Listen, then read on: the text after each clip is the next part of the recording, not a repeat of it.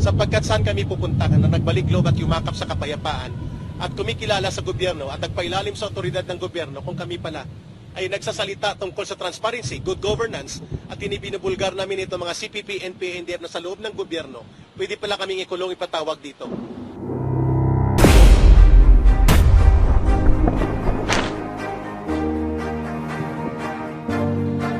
Actually, na-touch kami talaga kasi tuloy-tuloy na lumawak ang mga former cadre. Libo-libo kami nag-surrender.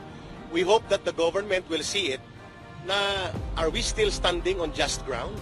Or do you have a ground to stand on? We hope nakikinig si Pangulong Bongbong Marcos Jr. dito. Sapagkat saan kami pupunta na nagbalik loob at yumakap sa kapayapaan at kumikilala sa gobyerno at nagpailalim sa otoridad ng gobyerno kung kami pala ay nagsasalita tungkol sa transparency, good governance at binubulgar namin ito mga CPP, NPA, NDF na sa loob ng gobyerno, pwede pala kaming ikulong ipatawag dito. Yun po ang aming malaking katanungan. Are we still standing on the ground that we believe pwede kami maging bahagi ng pamahalaan sa pagtatagumpay ng kapayapaan laban sa communist terrorism?